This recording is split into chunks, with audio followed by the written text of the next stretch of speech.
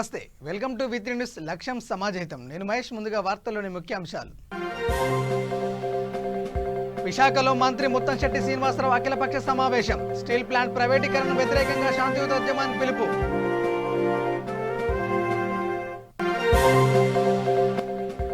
ఏపీలోని బీజేపీ నాయకులు పదవులకు రాజీనామా చేయాలి. ఉక్కు పరిశ్రమ ప్రైవేటీకరణ అంశంపై తులసిరెడ్డి డిమాండ్.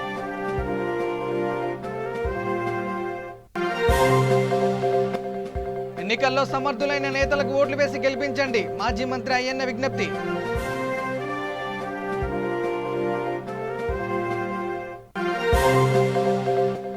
కర్నూలు జిల్లాలో ఆయా గ్రామాలకు బ్యాలెట్ బాక్సులు తరలింపు. పటిష్ట భద్రత ఏర్పాటు చేసిన అధికారులు.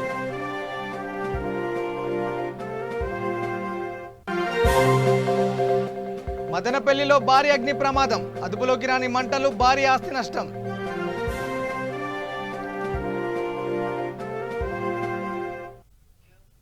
ఇక డీటెయిల్ చూస్తే, విశాఖ ఉక్కు ప్రైవేటీకరణను వ్యతిరేకంగా పోరాటం సాగించాలని కేంద్రం చేసిన ప్రతిపాదన ఉపసంహరించుకునే వరకు శాంతియుతంగా ఉద్యమాన్ని ముందుకు తీసుకెళ్లాలని అఖిలపక్ష పార్టీలు నిర్ణయించాయి. విశాఖలో మంత్రి ముత్తంశెట్టి శ్రీనివాసరావు అధ్యక్షతన గవర్నర్ బంగ్లాలో అఖిలపక్ష సమావేశం నిర్వహించారు. Visakha MP MBV Satyanarayana, MLA Tippala Nagireddy, CPM నాయకులు సిహెచ్ నరసింగరావు, సిపిఐ నాయకులు జేవి సత్యనారాయణమూర్తి, నగర కాంగ్రెస్ కమిటీ అధ్యక్షులు సంకు వెంకటేశ్వరరావు, ఐఎన్టీయూసీ నాయకులు మంత్రి రాజశేఖర్, ఉక్కు కార్మిక సంఘాల నాయకులు భేటీలో పాల్గొన్నారు. ఎంపీ ఆధ్వర్యంలో కార్మిక సంఘాల ప్రతినిధులంతా ఢిల్లీకి వెళ్లాలని తీర్మానించారు. మంత్రి ముత్తంశెట్టి శ్రీనివాసరావు మాట్లాడుతూ, గతంలో తాను ఎంపీగా పనిచేసిన సమయంలో ఉక్కు ప్రైవేటీకరణను అడ్డుకున్నట్లు చెప్పారు.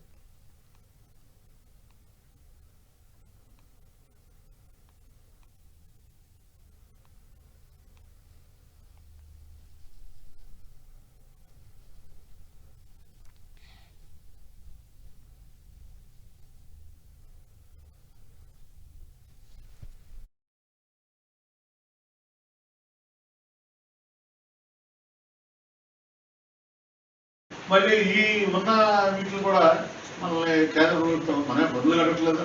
మన దేశం తప్పేంటి అంటే ఆంధ్రప్రదేశ్ రాష్ట్రం పట్టుకుని మన దేశం తప్ప అంటే ఈ రకంగా మరి మనం చూడండి. ఇలాంటి సంస్థలు మీ అందరికీ ఐడియా ఉందో లేదో తెలియదు. హైదరాబాద్ అనేది ప్రాచీన నగరం, 400 years సృష్టి ఉంటాం. కానీ నగర డెవలప్ అయింది. 32 సంస్థలు ఉన్నాయి కేంద్ర ప్రభుత్వానికి సంస్థలు హైదరాబాద్. ఒక ఈసీఎల్ కానీ, డిహెచ్ఎల్ కానీ, డిఆర్డీఓ కానీ, అవన్నీ కూడా ఒక శాటిలైట్ టౌన్స్ డెవలప్ అయ్యి ఈ ప్రభుత్వ సంస్థలు. కాబట్టి మన ఆనాడు మాజీ ప్రధానమంత్రి జవహర్లాల్ నెహ్రూ గారు ఒక దూరదృష్టితోటి అప్పటి ఉన్నటువంటి ఆర్థిక పరిస్థితి దృష్ట్యా ఈ ప్రభుత్వ సంస్థలు ఏర్పాటు చేయడం.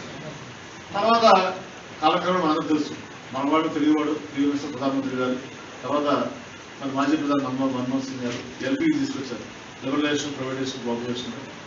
తర్వాత కాలక్రమేణా ఇవన్నీ జరుగుతుంది.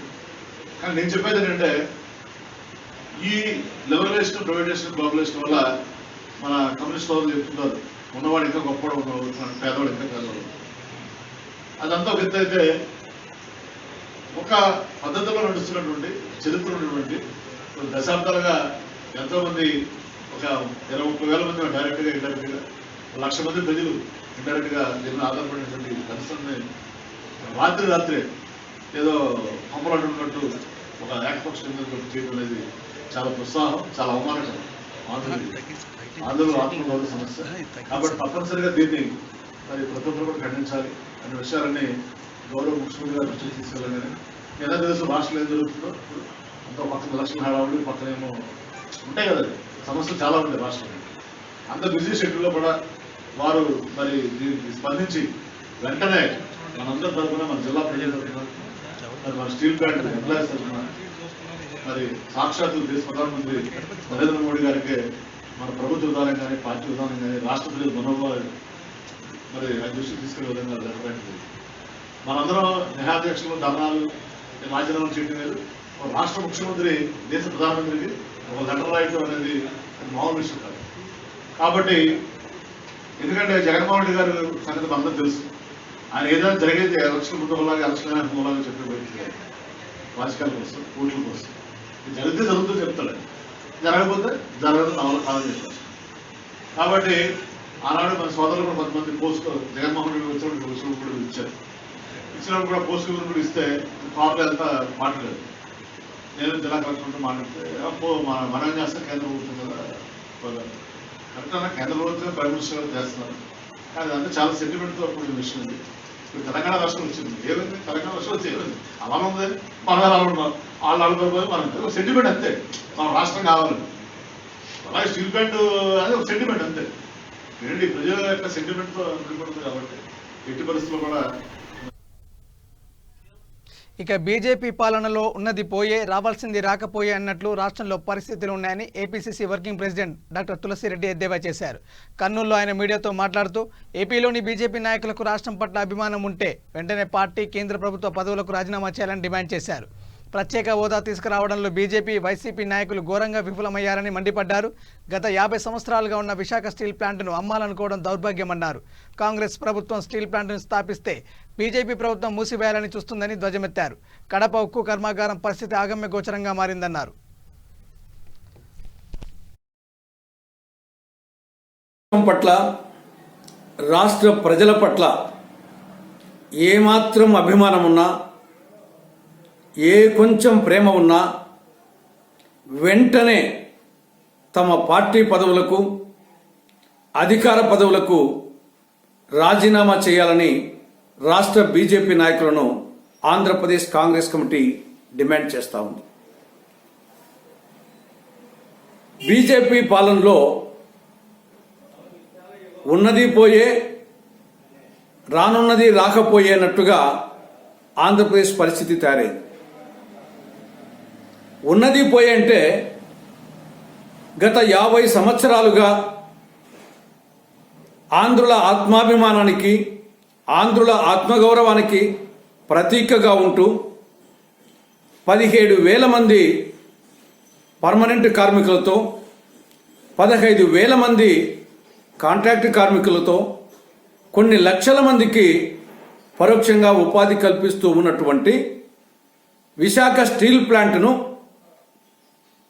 కేంద్రంలోని బీజేపీ ప్రభుత్వం ఒక విదేశీ కంపెనీకి, దక్షిణ కొరియాకు చెందిన పోస్కో కంపెనీకి అమ్మాలని నిర్ణయించడం ఇంతకంటే దురదృష్టకరము, ఇంతకంటే దుర్మార్గం మరొకటి ఉండదు.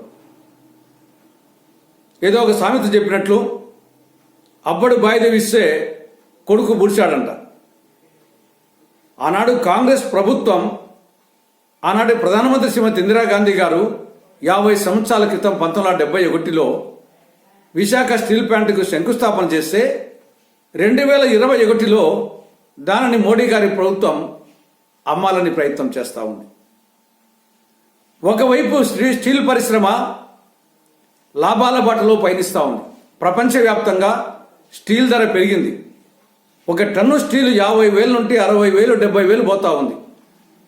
కాబట్టి స్టీల్ పరిశ్రమ లాభాల బాటలో పయనిస్తూ ఉంటే విశాఖ స్టీల్ ప్లాంట్కు నష్టాల సాకు చూపి అమ్మాలని ప్రయత్నించడం విడ్డూరం. ఒకవైపు ఆత్మనిర్భర్ భారత్ అంటూ మరొక వైపు పరాధీనం చేస్తున్నారు. ఒకవైపు స్వావలంబన అంటూ మరొక వైపు. ఇక పంచాయతీ ఎన్నికల్లో సమర్థులైన నేతలకు ఓట్లు వేసి గెలిపించాలని మాజీ మంత్రి టీడీపీ పోలిట్ బ్యూరో సభ్యుడు చింతకాల అయ్యన్నపాత్రుడు ఓటర్లను కోరారు. పంచాయతీ ఎన్నికల్లో భాగంగా విశాఖ జిల్లా తుమ్మపాల పంచాయతీ నుంచి టీడీపీ బలపరిచిన అభ్యర్థుల తరపున ప్రచారం నిర్వహించారు. టీడీపీ హయాంలోనే పంచాయతీలు 100% అభివృద్ధి చెందాయని అయ్యన్న చెప్పారు. ప్రతి పంచాయతీలో సిమెంట్ రోడ్లు, పింఛన్లు, రేషన్ కార్డులు, అర్హులైన వారికి ఇల్లు టీడీపీ హయాంలో నిర్మించి ఇచ్చారన్నారు. ఈసారి టీడీపీ మద్దతుదారులను సర్పంచులుగా గెలిపిస్తే పంచాయతీలు మరింత అభివృద్ధి చేసేందుకు అవకాశం ఉంటుందని పేర్కొన్నారు. వైసీపీ బూటకపు మాటలతో ప్రజలను మభ్యపెడుతుందని ఆరోపించారు. రాష్ట్రంలో భయాందోళన సృష్టించి ప్రజాస్వామ్యాన్ని నిర్వీర్యం చేస్తున్నారని దుయ్యబట్టారు. అనకాపల్లి మండలంలోని 32 పంచాయతీల్లో టీడీపీ బలపరిచిన అభ్యర్థులకు ఓటు వేసి గెలిపించాలని కోరారు. బాబు 14 జైల్లో ఉండి చెప్పకూడదు తిన్నాడు. ఒకసారి ఓటు అయితే బాగుంది కదా అనుకున్నాం. ఈవేళ మనకు చెప్పలేకుండా చేసాడు. ఎందుకంటానంటే ఈ మాట చెప్పలేకుండా చేసాడని, ఇవాళ ఆంధ్ర రాష్ట్రంలో తెల్ల కార్డు ఉన్న వాళ్ళు చాలా ఎక్కువ ఉన్నారు. వైట్ కార్డు మీద మనం నిత్యావసర వస్తువులు తెచ్చుకుంటాం. చాలా మంది పేదవాళ్ళు ఉన్నారు. ఈవేళ నిత్యావసర వస్తువులు రేట్లు ఎంత పెరిగాయో మీ ఆడవాళ్ళందరికీ తెలుసు. మాకేం తెలుసమ్మా, మీరు వండుతారు, మీరు తింటాం. ఎంత పెరిగాయో మీకు తెలుసు. చంద్రబాబు నాయుడు టైంలో ఏదైనా కాయగూరలు కానీ ఉల్లిపాయల రేట్లు పెరిగితే దాని సబ్సిడీ ఇచ్చి ఎక్కడ పక్క రాష్ట్రానికి కొని తీసుకొచ్చి మార్కెట్లో మేము ప్రవేశపెట్టేవాళ్ళు. ఇవాళ అదేమీ లేదు. రేట్లు పెరిగిపోతూ ఉంటే మనం కొనుక్కుంటూ ఉండమే. మన రాష్ట్రంలో ఈరోజు పంచాయతీ ఎలక్షన్ జరుగుతున్న సంగతి మీ అందరికీ తెలుసు. ఈ ముఖ్యమంత్రి గారు పంచాయతీ ఎన్నికలు పెట్టడానికి కూడా వెనకంజి వేసిన సంగతి మనంతా చూసాం. ఎంతో గొప్పగా మాట్లాడుతూ ఉంటాడు. నా పరిపాలన ఎక్కడా లేని పరిపాలన చేస్తూ ఉంటాడు. మరి అటువంటిప్పుడు పంచాయతీ ఎన్నికలు పెట్టడానికి ఎందుకు భయపడుతున్నావు జగన్మోహన్ రెడ్డి అంటే మాట్లాడే పరిస్థితి లేదు. ఎట్టకేలకు మన రాష్ట్ర ఎన్నికల కమిషన్ చొరవ వల్ల సుప్రీంకోర్టు డైరెక్షన్తో ఇవాళ రాష్ట్రంలో పంచాయతీ ఎన్నికలు జరగడం చాలా ఆనందదాయకంగా నేను మనవి చేస్తాను. అంచేది ఈ సందర్భంగా ఎవరేం కామెంట్ చేసినా నేను పట్టించుకోను. కానీ రమేష్ కుమార్ గారికి ఈ సందర్భంగా ధన్యవాదాలు చెప్పాల్సిన అవసరం ఉందని చెప్పి నేను భావిస్తున్నాను.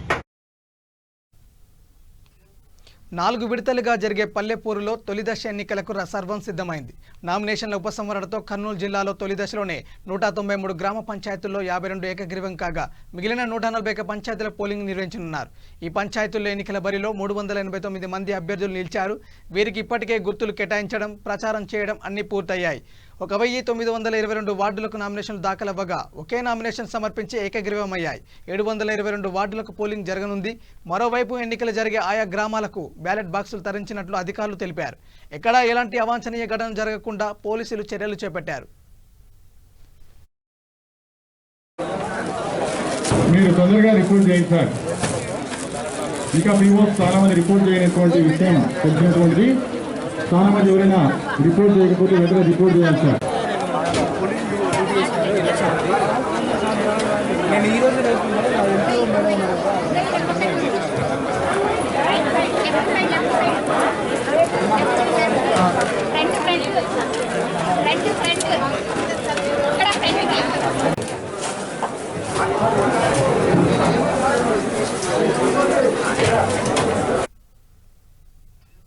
ఇక చిత్తూరు జిల్లా మదనపల్లిలో భారీ అగ్ని ప్రమాదం సంభవించింది. పట్టణంలోని అప్పారావు వీధిలో ఉన్న ప్రదీప్ ట్రేడర్స్లో ఒక్కసారిగా పెద్ద ఎత్తున మంటలు చెలరేగాయి.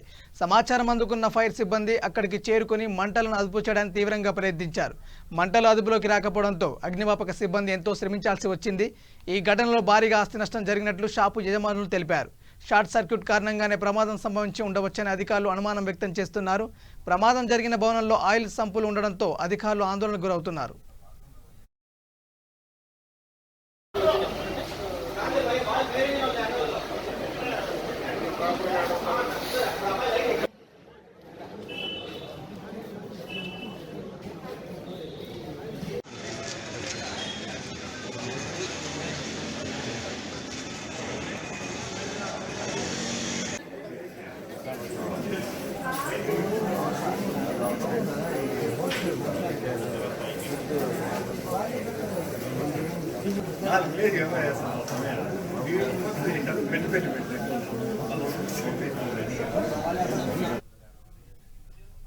గత 6 నెలలుగా విధులు నిర్వహిస్తున్న కోవిడ్ వారియర్స్కు తక్షణమే జీతాలు చెల్లించి వారిని ప్రభుత్వ ఉద్యోగులుగా గుర్తించాలని కోరుతూ విశాఖలో డివైఎఫ్ఐ ధర్నాకు దిగింది.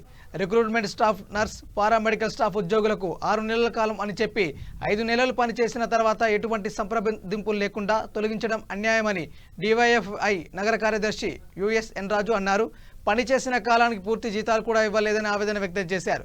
పీపీఈ కిట్స్ ధరించి ప్రాణాలు లెక్క చేయకుండా పనిచేసిన కోవిడ్ వారియర్స్ ఇప్పుడు చాలా సమస్యలను ఎదుర్కొంటున్నారని, వెంటనే వారి సమస్యలు పరిష్కరించాలని కోరారు. కోవిడ్ వారియర్స్ సమస్యలను పరిష్కారం చేయాలి. కోవిడ్ వారియర్స్ సమస్యలను పరిష్కారం చేయాలి. కోవిడ్ వారియర్స్ సమస్యలను పరిష్కారం చేయాలి. మాకు నోటిఫికేషన్ తీస్తున్నారు, ఎన్హెచ్ఎం పోస్టులు తీస్తున్నారు, యూపీహెచ్లో తీస్తున్నారు. మాకు 6 నెలలతో ఆఫ్ చేసేసారు. కానీ అందులో మాకు ప్రాధాన్యత ఇవ్వాలి. ఒకటోది ఇంకోటి ఏంటంటే ఈ 6 నెలలు మేము పడ్డ కష్టాల్లోని కూడా శాలరీ సగం మంది వరకు 60% ఒక 6 నెలలకు ఇవ్వలేదు శాలరీలు. ఇంకొక 40% 2 నెలలు 3 నెలలు శాలరీలు ఇచ్చారు వాళ్ళకి. ఇలాంటి స్టాఫ్ కానీ ఇంట్లో పరిస్థితి మాకు బడ్జెట్ తక్కువ ఉన్నా సరే వచ్చి మేము డ్యూటీలు చేసామంటే హామీ ఏంటో తెలుసా? ఎలాగైనా సరే మాకు కంపల్సరిగా ప్రాధాన్యత ఉంటుంది, మేము పడ్డ కష్టానికి ప్రతిఫలం ఉంటుంది అన్న ఆశతోటి ఈ డ్యూటీలోకి వచ్చాం మేము. కానీ మమ్మల్ని ఎవరు గుర్తించడం లేదు. కనీసం గుర్తించండి, మీరు ఏదో చేస్తారనే కదా మేము వచ్చేది. ఇంత కష్టపడేది మనస్ఫూర్తిగా మనస్సాక్షిగా కూడా మేము పేషెంట్లకి ఎంతో కష్టపడి పనిచేసాం. లాక్డౌన్ సమయంలో కరోనా సేవలు అందించారు. వాళ్ళు ఎటువంటి సేవలు అందించారు అనేసి అంటే రాష్ట్రం మొత్తం మీద కోవిడ్ వారియర్స్ అని వాళ్ళకి గుర్తింపు ఇవ్వడమే కాదు, వాళ్ళు PPE కిట్లు ధరించి రోజుకి 8-9 గంటలు ఈరోజు ఏదైతే కరోనా పేషెంట్స్ ఉన్నారో వాళ్ళ మధ్య ప్రాణాలకు తెగించి సర్వీస్ చేయడం జరిగింది. వాళ్ళని 6 నెలల కాలానికి అని చెప్పి సర్వీస్లోకి తీసుకొని 6 నెలలు కూడా పూర్తి అవ్వకుండా వాళ్ళని పూర్తిగా తొలగించిన పరిస్థితి ఉంది. ఇది చాలా దుర్మార్గం. అలాగే వీళ్ళు సర్వీస్ చేసిన కాలానికి 1 పైసా కూడా జీతాలు కూడా పూర్తిగా చెల్లించిన పాపాన్ని పోలేదు. అలాగే ఏదైతే NHM UPHC ఉద్యోగాలు ఉన్నాయో వాళ్ళకి సంబంధించి మార్క్స్ వెయిటేజ్ 15% ఇవ్వాల్సి ఉన్న వాళ్ళకి వెంటనే ఆ మార్క్స్ వెయిటేజ్ ఇవ్వాలని చెప్పేసి కోరుతా ఉన్నాం, డిమాండ్ చేస్తున్నాం. ఏదైతే పెండింగ్ జీతాలు ఉన్నాయో వాళ్ళకి చెల్లించాలని చెప్పేసి సందర్భంగా డిమాండ్ చేస్తున్నాం. రాష్ట్ర ప్రభుత్వం ఏదైతే కోవిడ్ వారియర్స్ ఉన్నారో వాళ్ళ సమస్యలు పరిష్కారం చేయడం అంటే వీళ్ళకి తగిన గుర్తింపు ఇవ్వడమే. కాబట్టి వెంటనే ఇప్పటికైనా వాళ్ళ సమస్యలు పరిష్కారం చేయాలని, లేదంటే ఆందోళన ఇంకా ఉధృతం చేస్తామని ఈ సందర్భంగా తెలియదు. ఇక తూర్పుగోదావరి జిల్లా రామచంద్రపురంలో సచివాలయ వాలంటీర్స్ నిరసన చేపట్టారు. గత కొన్ని నెలలుగా జీతాలు చెల్లించడం లేదని, అదేవిధంగా అరకొర వేతనాలతో ఇబ్బందులు గురవుతున్నామని వారు ఆవేదన వ్యక్తం చేశారు. ప్రభుత్వం వేతనాలు సవరించి తమకు న్యాయం చేయాలని కోరారు. అనంతరం ర్యాలీగా వెళ్లి మున్సిపల్ కమిషనర్కు వినతి పత్రం సమర్పించారు.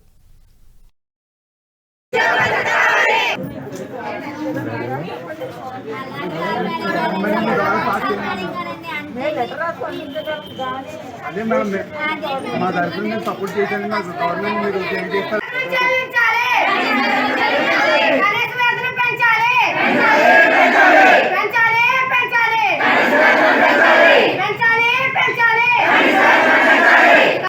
మేము వాలంటీర్లు రాష్ట్రంలో ప్రతి జిల్లాలోని ప్రతి మండలంలోని వాలంటీర్ వేతనాలు పెంచాలని, వాళ్ళ ఉద్యోగాల భద్రత కల్పించాలని ప్రతి జిల్లాలోనే చేస్తున్నామండి నిరసన. దానికి వాళ్ళకు కూడా సంఘీభావం తెలుపుతూ వాళ్ళకు కూడా సపోర్ట్, మేము కూడా మా జీతాలు పెంచాలి, మా ఉద్యోగాల భద్రత కావాలని మేము కోరుకుంటున్నాం. ఏంటంటే మా పరిస్థితి ఎలా ఉందంటే, ఒక రైతు విత్తనం వేస్తే ఆ పంట చేతికి వచ్చేంత వరకు ఆ రైతు ఎంత ఆందోళన చెందుతాడో, వాతావరణానికి అన్నింటికి ఎంత ఇన్ని విధాలుగా భయపడతాడో మా పరిస్థితి కూడా అలాగే ఉందండి. ఏంటంటే అటు ఉద్యోగ భద్రత లేదు, ఇటు ఆర్థిక ఇబ్బందులు కూడా ఎదుర్కొంటున్నాం.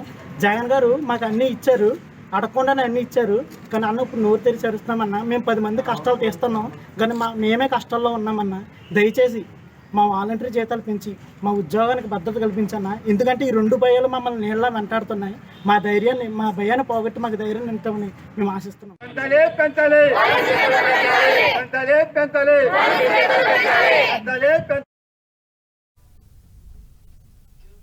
ఇక రాష్ట్ర వ్యాప్తంగా స్థానిక సంస్థల ఎన్నికల జోరు కొనసాగుతుంది.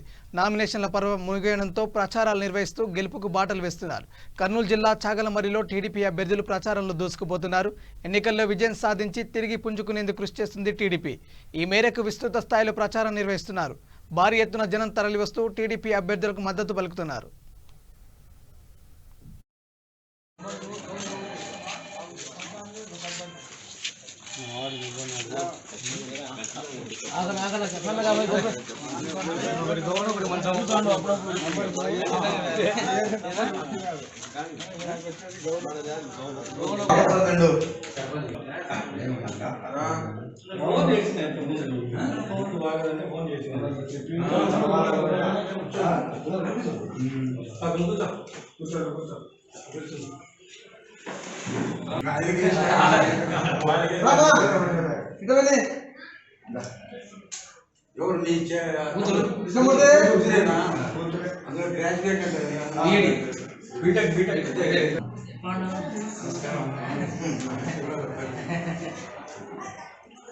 గత 3 రోజులుగా ప్రచారం కొనసాగిస్తున్నాము. ఈరోజు ప్రచారంలో భాగంగా 1, 2, 3 వార్డులలో ప్రచారం చేశాము. 1వ వార్డులో నీలోఫర్ గారు నిలబడ్డారు. ఆమె భర్త డాక్టర్ మాలిక్ గారు ఉన్నారు. వారు గత కొన్ని సంవత్సరాలుగా వైద్య సేవలు అందిస్తూ ఉన్నారు, ప్రజాసేవలో ఉన్నారు.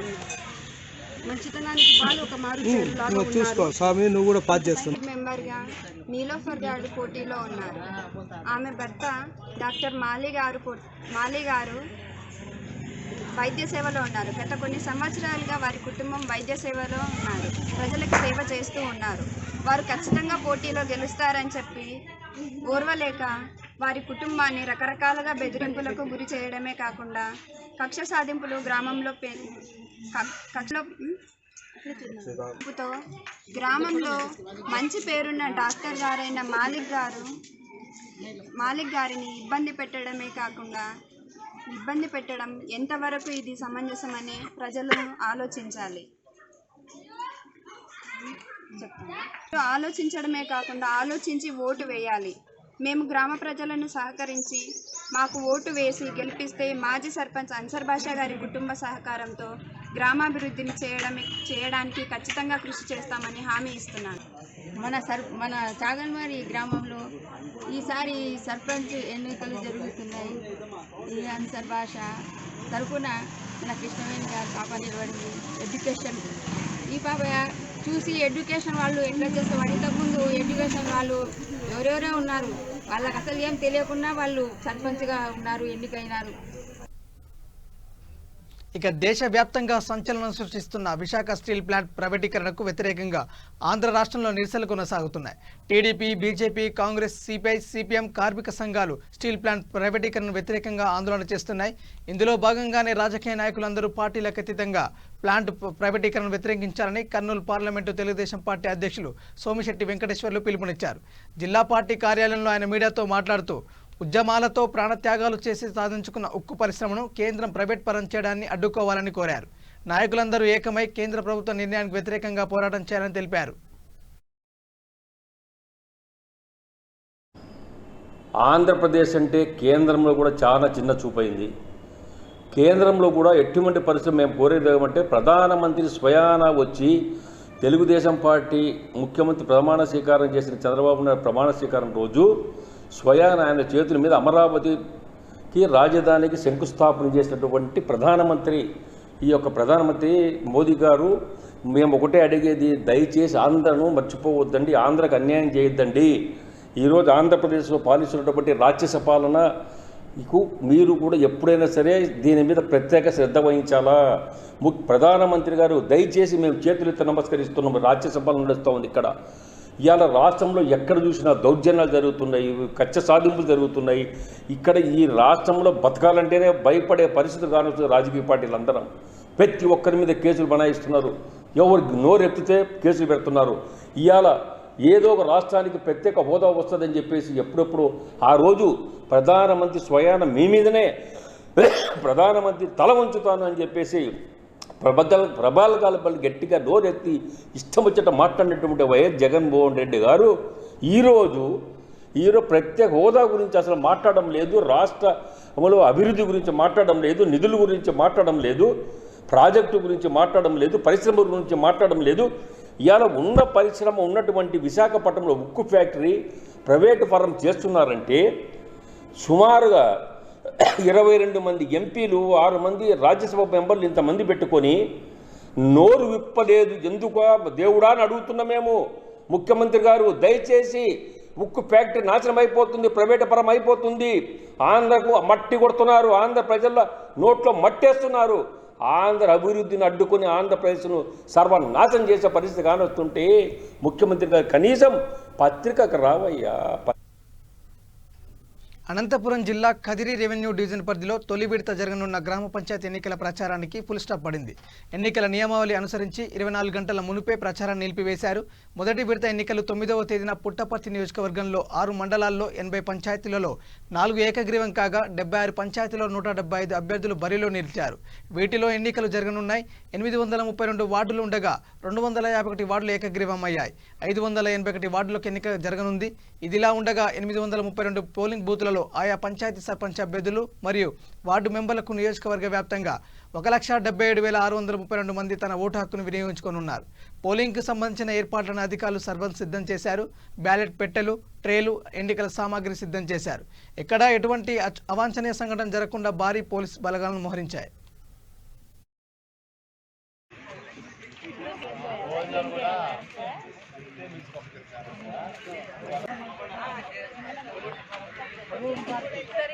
బెదిరించే చెప్పొచ్చు సార్.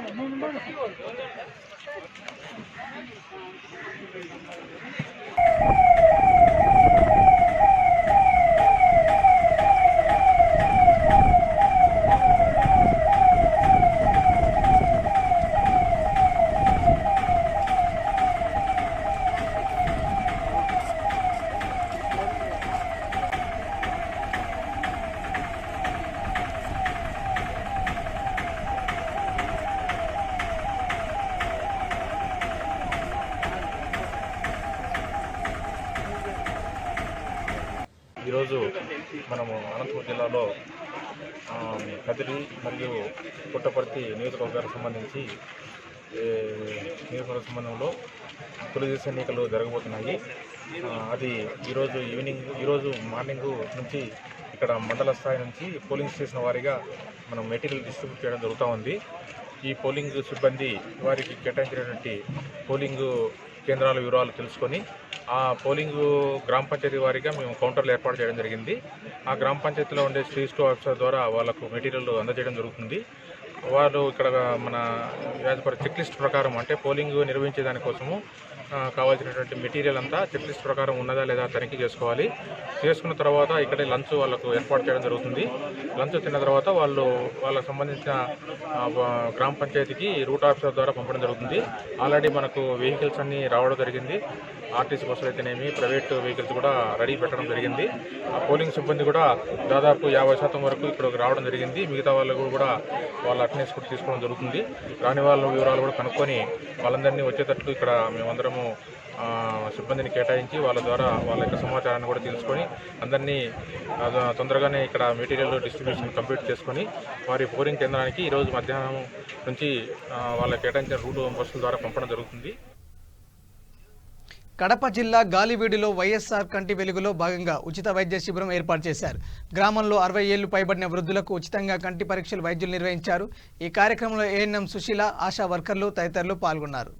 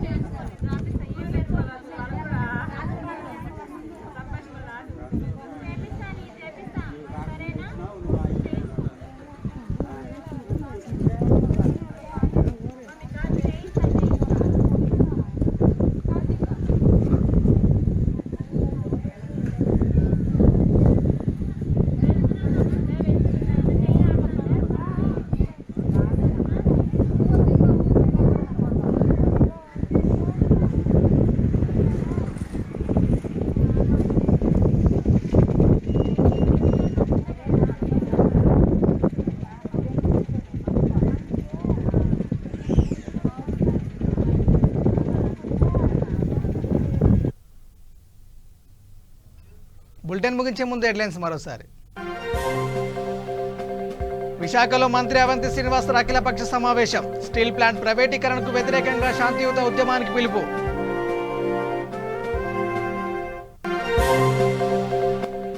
ఏపీలోని బీజేపీ నాయకులు పదవులకు రాజీనామా చేయాలి. ఉక్కు పరిశ్రమ ప్రైవేటీకరణ అంశంపై తులసిరెడ్డి డిమాండ్.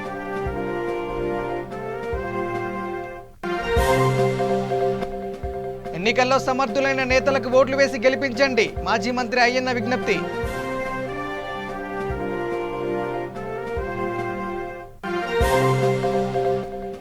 కర్నూలు జిల్లాలో ఆయా గ్రామాలకు బ్యాలెట్ బాక్సులు తరలింపు. పటిష్ట భద్రత ఏర్పాటు చేసిన అధికారులు.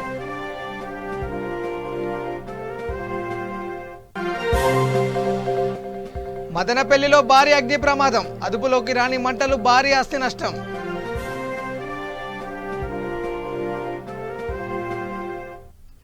ఇవి bulletin updates. Keep watching V3 news. లక్ష్యం సమాజహితం. నమస్కారం.